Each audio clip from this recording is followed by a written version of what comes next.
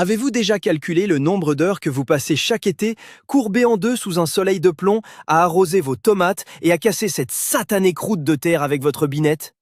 Et si je vous disais que presque tout ce travail acharné est en réalité une gigantesque erreur? Bonjour à tous et bienvenue.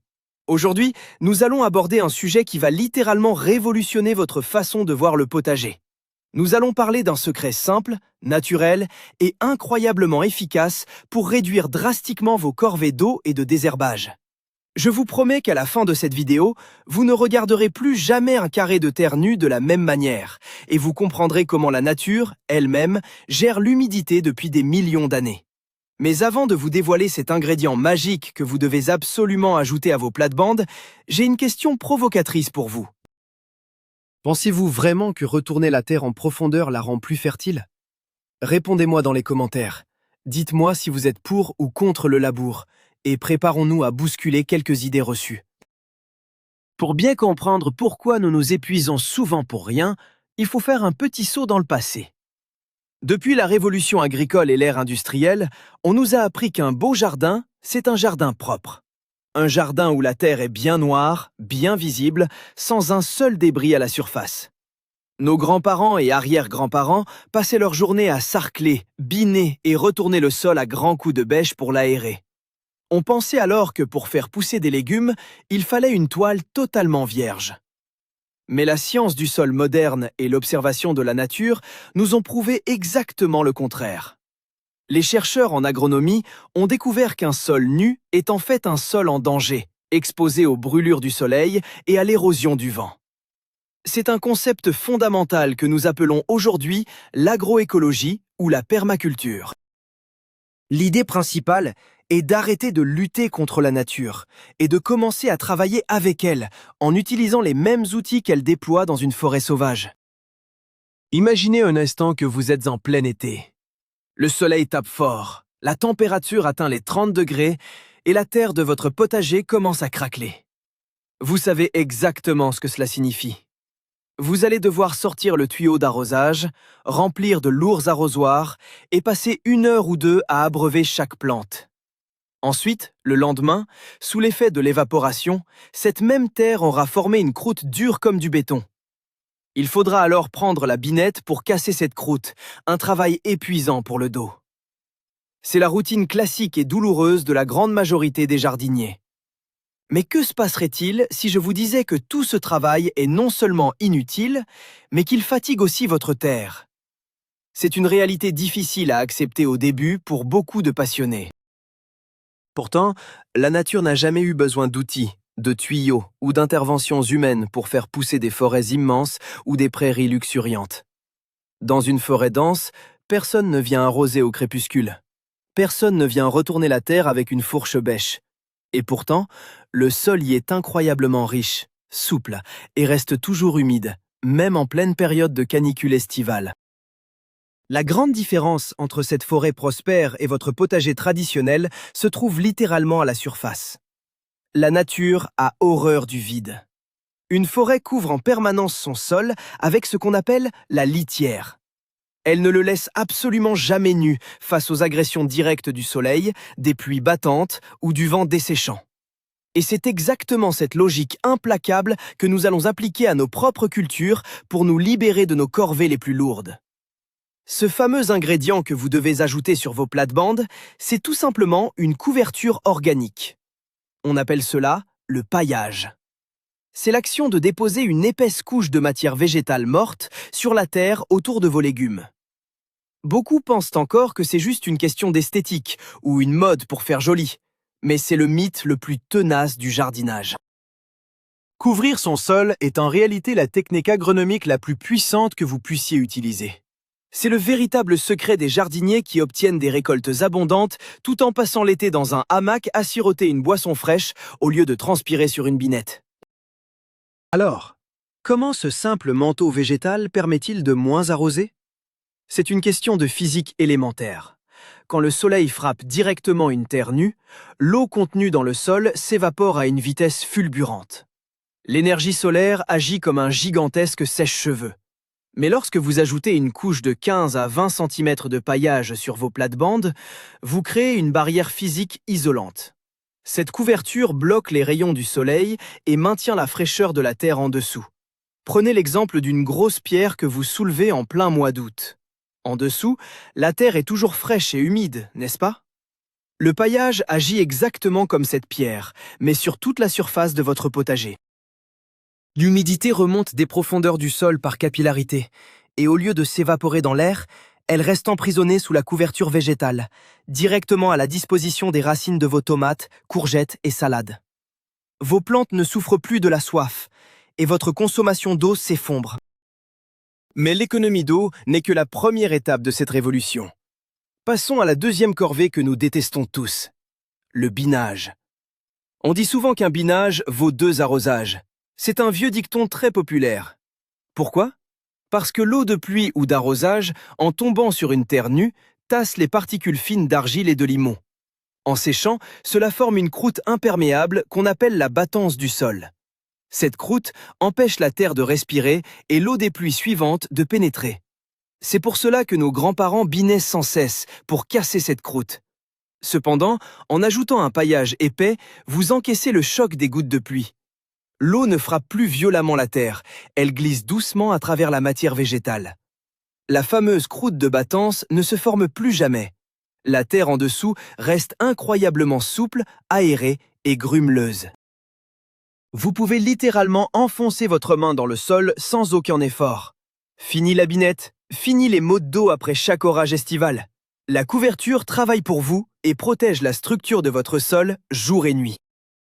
Il est temps de parler d'un autre avantage colossal du paillage. La suppression des mauvaises herbes, que l'on devrait plutôt appeler des herbes indésirables.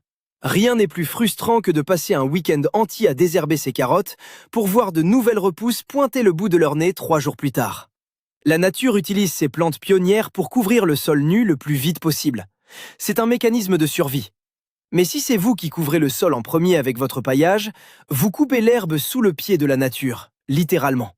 Les graines de mauvaises herbes ont besoin d'une chose essentielle pour germer et grandir, la lumière du soleil.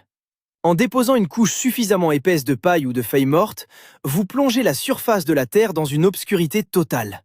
Sans lumière, la grande majorité des graines en dormance ne germeront pas. Et si quelques herbes courageuses parviennent à traverser l'épaisseur du paillis, elles seront si affaiblies et la terre sera si meuble que vous pourrez les arracher avec 2 doigts sans aucun effort.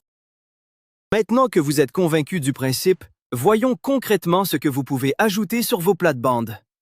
Le premier matériau, et le plus connu, c'est la paille classique.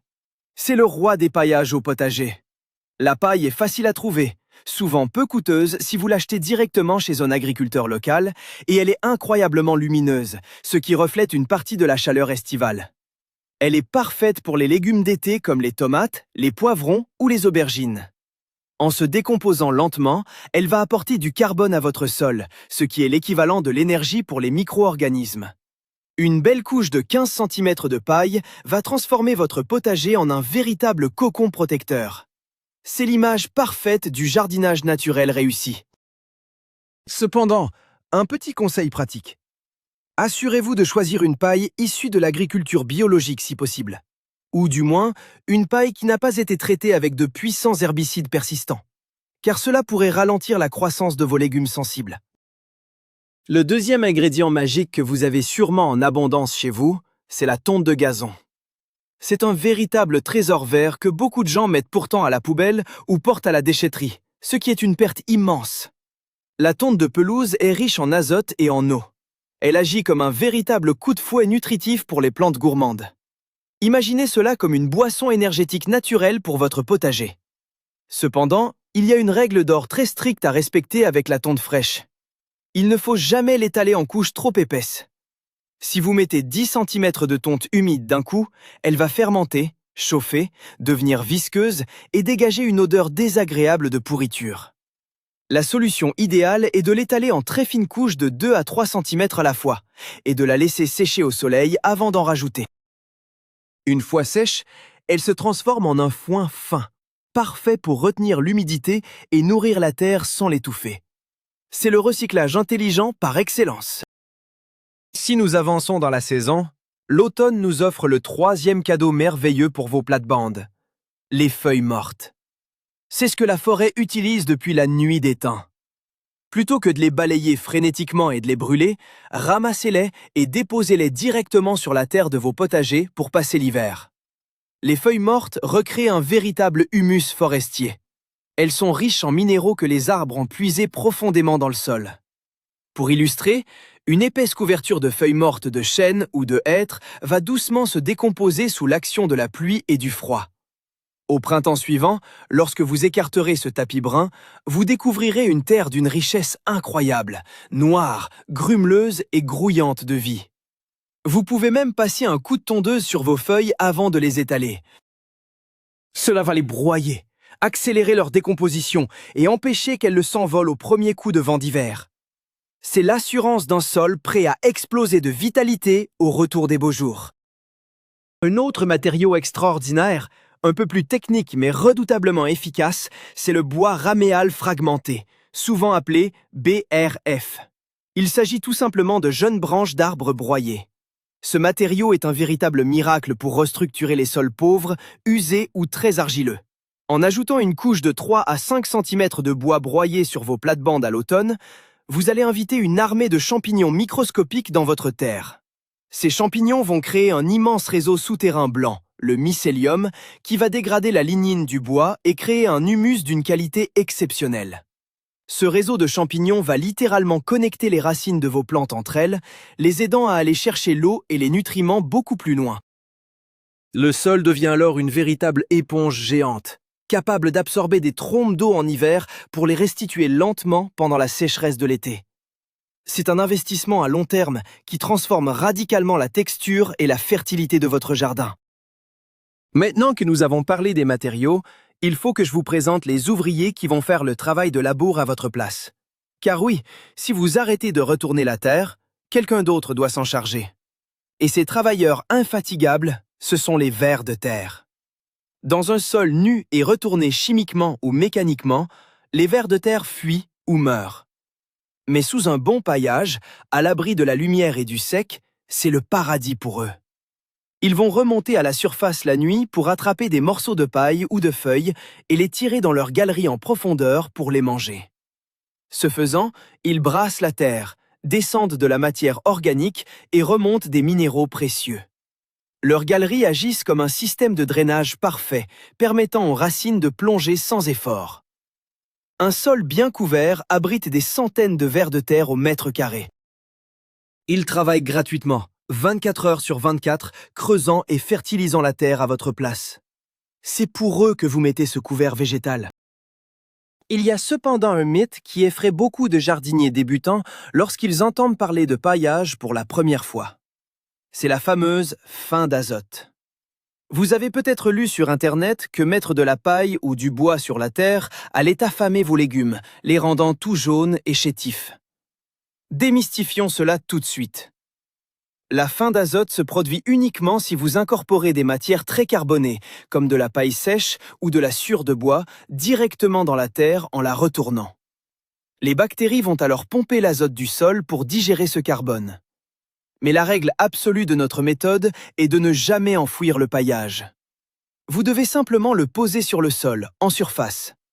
De cette manière, la décomposition se fait lentement, de haut en bas, exactement comme dans la nature, et vos plantes ne souffriront d'aucun manque. Au contraire, cette décomposition progressive libère un flux continu et doux d'éléments nutritifs tout au long de la saison de culture. Abordons maintenant un sujet critique. La gestion des températures extrêmes. Nous parlons souvent d'arroser moins l'été, mais le climat joue au yo-yo. Un sol nu accumule la chaleur du soleil. En pleine canicule, la température de la terre en surface peut dépasser les 50 degrés. À cette température, la vie microbienne meurt et les racines superficielles de vos légumes brûlent littéralement. Le paillage agit alors comme une climatisation naturelle. Sous une bonne couche de paille, la température reste agréable et stable, autour de 20 à 25 degrés, même si l'air extérieur est étouffant.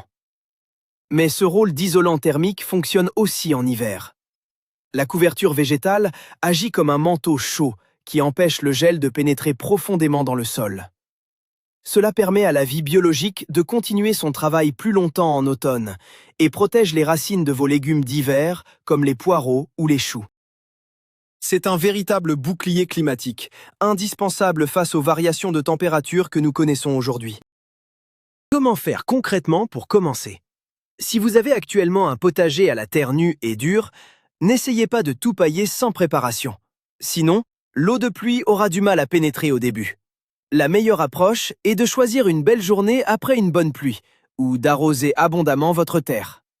Ensuite, passez un dernier petit coup de grelinette ou de fourche écologique, juste pour soulever la terre sans la retourner, afin de l'aérer une dernière fois.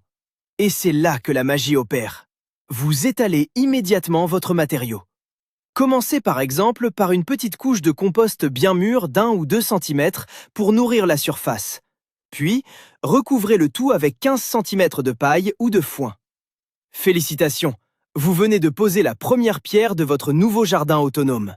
Ce sera peut-être la dernière fois que vous aurez besoin d'utiliser un outil pour ameublir cette parcelle. À partir de maintenant, ce sont les insectes, les champignons et la météo qui feront le travail de fond. Il est important de parler de l'épaisseur de votre couverture, car c'est là que de nombreuses personnes font une erreur. Un petit saupoudrage symbolique de 3 brins d'herbe ne servira à rien. Pour que la magie opère, pour étouffer les herbes et garder l'eau, il faut être généreux. Nous parlons d'une épaisseur d'au moins 10 à 15 cm pour des matériaux légers comme la paille ou les feuilles sèches. Au fil des semaines, avec la pluie et l'action de la vie du sol, cette épaisseur va diminuer et se tasser. Elle passera rapidement à 5 ou 6 cm d'épaisseur réelle. C'est pourquoi le paillage n'est pas une action ponctuelle que l'on fait une fois au printemps pour l'oublier ensuite. C'est un processus continu. Vous devez régulièrement recharger vos plates-bandes. Dès que vous voyez que la terre commence à apparaître ou que la couche devient trop fine, ajoutez de la matière. Prenez l'habitude de jeter vos déchets de désherbage sans graines, vos tontes ou vos feuilles, directement sur les zones un peu dégarnies. Je sais ce que beaucoup d'entre vous pensent en ce moment même. C'est la peur numéro 1 liée à cette technique. Vous vous dites, mais si je mets toute cette litière humide sur mon potager, je vais attirer des milliers de limaces et d'escargots qui vont dévorer toutes mes salades. C'est une excellente remarque. Il est vrai que la première année, lorsque vous passez d'un sol nu à un sol paillé, vous offrez un gîte formidable aux gastéropodes et leur population peut exploser temporairement. Mais attention, c'est une étape de transition normale. Dans la nature, tout est question d'équilibre.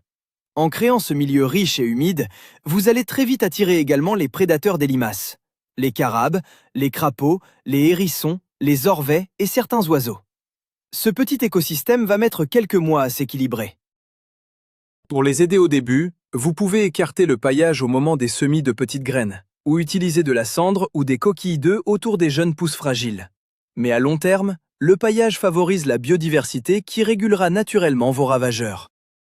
Voyons maintenant comment modifier votre technique d'arrosage une fois que votre potager est bien couvert. Vous n'allez plus du tout arroser de la même manière. Avant, sur sol nu, vous donniez un petit peu d'eau tous les soirs, en surface. Cela rendait les racines paresseuses. Elles restaient près de la surface pour chercher cette petite ration quotidienne. Avec le paillage, la règle d'or est d'arroser beaucoup moins souvent, mais beaucoup plus abondamment. Lorsque vous arrosez à travers le foin ou la paille, il faut que l'eau traverse l'épaisseur végétale pour imprégner la terre en profondeur. Vous pouvez arroser massivement une fois par semaine, voire une fois toutes les 2 semaines selon la météo. L'eau va descendre profondément dans le sol meuble, attirant les racines de vos plantes vers le bas. Et comme l'évaporation est bloquée par la couverture végétale, cette réserve d'eau souterraine durera très longtemps. Vos plantes deviendront plus fortes, plus résilientes et développeront un système racinaire profond et puissant. Un autre effet spectaculaire de cette méthode, c'est ce qu'on appelle le compostage de surface ou le compostage en place. Fini le tas de compost caché au fond du jardin qu'il faut retourner à la fourche, transpirant à grosses gouttes, pour ensuite le transporter dans des brouettes lourdes jusqu'au plate-bande. Avec la couverture permanente, c'est la surface entière de votre potager qui devient un composteur géant et étalé. Vous nourrissez le sol directement là où les plantes poussent. Chaque tige, chaque feuille morte, chaque résidu de culture que vous laissez sur place se décompose et retourne au sol. Vous fermez le cycle naturel de la matière. La fertilité ne s'échappe plus, elle est recyclée en continu sous vos yeux. Vous nourrissez d'abord les micro-organismes, qui eux-mêmes nourriront vos légumes. C'est un changement de paradigme fondamental. On ne nourrit plus la plante avec des engrais liquides chimiques, on nourrit le sol de manière naturelle. Et c'est le sol vivant qui se charge de faire exploser vos récoltes. Pour illustrer cela, prenons le cas de la culture des pommes de terre sous-paillées, une technique très appréciée des jardiniers paresseux. Au lieu de creuser des sillons, de planter les tubercules profondément, puis de devoir ramener la terre en butte épuisante pour éviter qu'elle ne verdisse, la technique change du tout au tout. Vous posez simplement vos pommes de terre germées directement sur le sol naturel, et vous les recouvrez d'une montagne de paille ou de vieux foin d'au moins 30 cm d'épaisseur. Les tiges vont traverser la paille pour chercher le soleil, et les nouvelles pommes de terre vont se former non pas dans la terre dure, mais dans l'épaisseur souple du paillage. Au moment de la récolte, pas besoin de fourche ou de pioche avec le risque de transpercer vos précieux légumes. Vous n'aurez qu'à soulever la paille avec vos mains pour ramasser des pommes de terre toutes propres, parfaites et abondantes. C'est l'exemple parfait de l'effort minimum pour un résultat maximum. Il y a aussi un aspect esthétique auquel on s'habitue très vite. Un jardin paillé ne ressemble pas aux champs labourés monotones. Il a un aspect plus sauvage, plus organique, plus vivant. Les différentes textures de paille dorée, de copeaux de bois brun et de feuilles sombres créent une harmonie visuelle qui rappelle vraiment les paysages naturels. De plus, quand il pleut très fort, vous pouvez vous promener dans votre potager sans avoir des kilos de boue collés sous vos bottes. La couverture végétale crée des allées propres et praticables en toute saison. Votre jardin reste magnifique et accueillant même au cœur de l'hiver. Vous vous surprendrez à venir observer les petits insectes et les champignons qui colonisent ces couches, réalisant que vous avez créé un véritable sanctuaire de biodiversité juste à côté de votre maison. C'est une satisfaction profonde de savoir que l'on participe à la régénération de la Terre au lieu de son épuisement. Enfin, parlons du résultat final, de la transformation que vous allez vivre. En adoptant systématiquement cette méthode consistant à toujours couvrir vos plates-bandes, vous allez diviser votre temps de travail manuel par 5 ou par 10. Les heures passées à arracher des herbes indésirables ou à arroser désespérément en plein mois de juillet seront remplacées par des moments de pure observation et de récolte joyeuse. Vous constaterez que vos plantes sont moins malades, car un sol vivant produit des légumes gorgés d'antioxydants et plus résistants aux attaques. Vos voisins, curieux, viendront vous demander comment vous faites pour avoir de si beaux légumes avec une terre qui semble laissée à l'abandon. Vous aurez alors la fierté de leur expliquer que la nature a déjà tout inventé et que le plus grand secret d'un jardinier productif, c'est de savoir s'effacer pour laisser faire le génie du monde végétal et de la vie du sol. Voilà le grand tournant de votre vie de jardinier. En comprenant que la terre nue est une anomalie dans la nature et en ajoutant simplement un paillage organique sur vos plates-bandes, vous venez de débloquer le niveau supérieur du jardinage. Vous savez maintenant que pour arroser beaucoup moins, biner beaucoup moins et désherber presque jamais, il suffit d'imiter le manteau protecteur de la forêt. Vos légumes seront plus forts, votre sol deviendra noir et fertile, et surtout, votre dos vous dira un immense merci cet été. La nature est généreuse quand on arrête de la contrarier et qu'on travaille en équipe avec elle. J'espère sincèrement que cette plongée au cœur de la couverture du sol vous a inspiré et motivé à changer vos pratiques.